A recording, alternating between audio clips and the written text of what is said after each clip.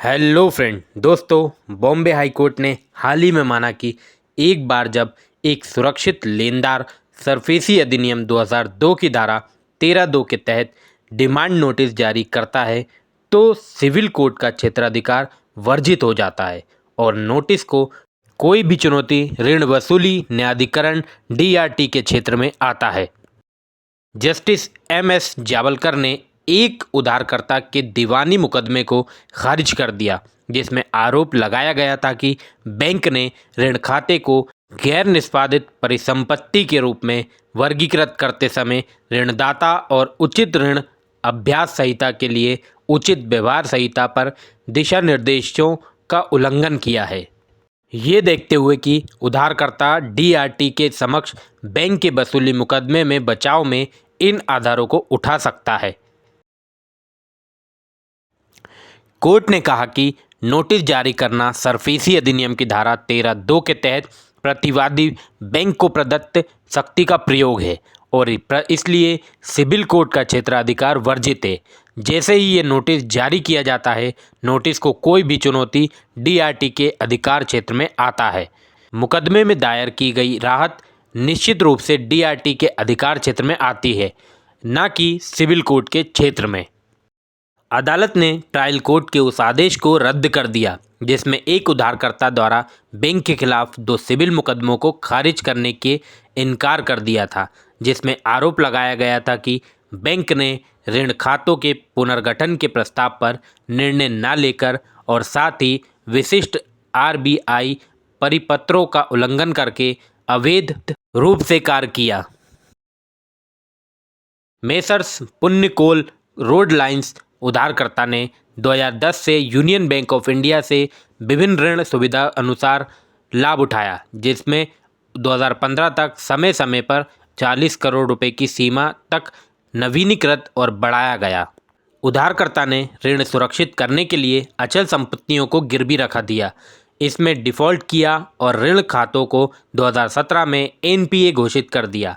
30 नवंबर 2017 तक 20 करोड़ 36 लाख 6,163 रुपये 24 पैसे की राशि बकाया थी। बैंक ने वित्तीय संपत्तियों के प्रतिभूतिकरण और पुनर्निर्माण और सुरक्षा हित प्रवर्तन अधिनियम 2002 के तहत अपने बकाये की वसूली शुरू की, जिसमें 60 दिनों के भीतर बकाया भुगतान के लिए सरफेसी अधिनियम की धारा 13(2) के तहत मांग नोटिस जारी किया।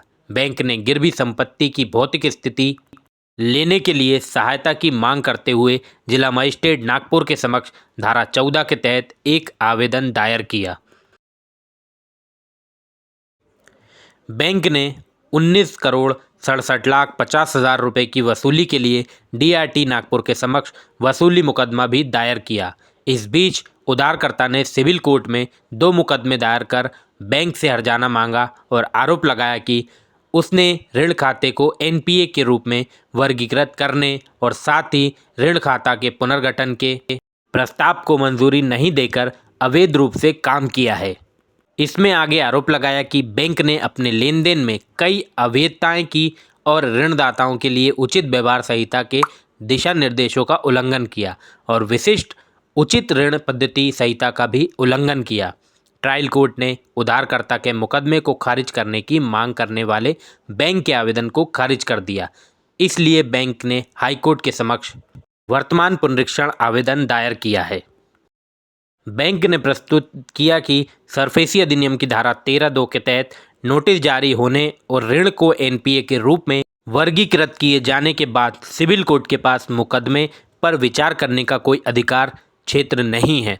ये तर्क दिया गया कि एक बार ऋण खाते को NPA के रूप में वर्गीकृत करने का नोटिस जारी हो जाने के बाद सरफेसी अधिनियम के तहत कार्रवाई शुरू मानी जानी चाहिए और अधिनियम की धारा 34 के अनुसार सिविल कोर्ट का अधिकार क्षेत्र खत्म हो जाता है।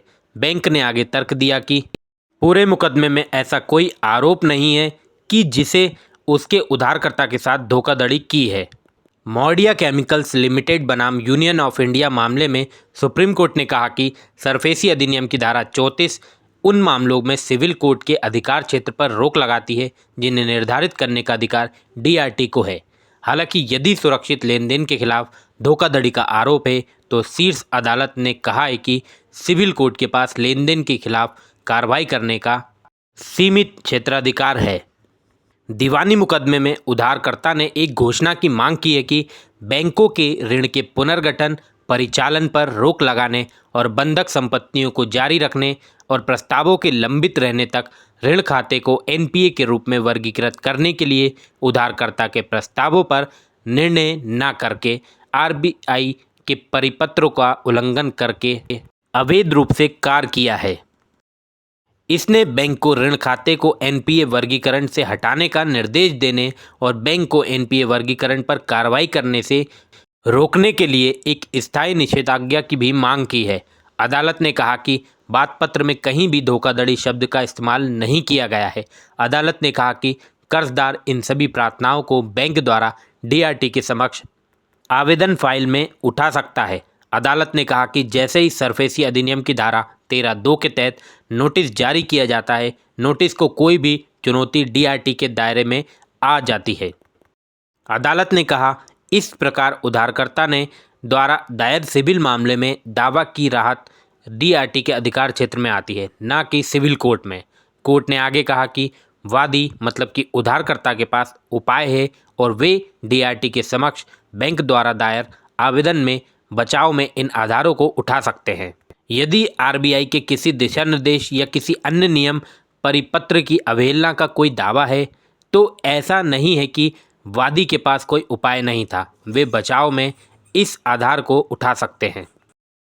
अदालत ने ये कहते हुए मुकदमे को खारिज कर दिया कि ट्रायल कोर्ट ने धारा 13(2) के तहत ऋण खाते को एनपीए के रूप में वर्गीकृत करने वाले नोटिस के प्रभाव पर विचार नहीं किया और यह भी किया कि पूरे वाद में धोखाधड़ी की कोई दलील थी। उधारकर्ता के अनुरोध पर अदालत ने इस फैसले पर 6 सप्ताह की रोक लगा दी ताकि उधारकर्ता आगामी छुट्टियों को ध्यान में रखते हुए सुप्रीम कोर्ट में अपील दायर कर सके। इस तरह से पूरा मामला था जो मैंने आपको बताया। तो दोस्तों मिलते हैं नेक्स्ट वीडियो में किसी नए टॉपिक के साथ। तब तक के लिए जय हिंद, जय भारत।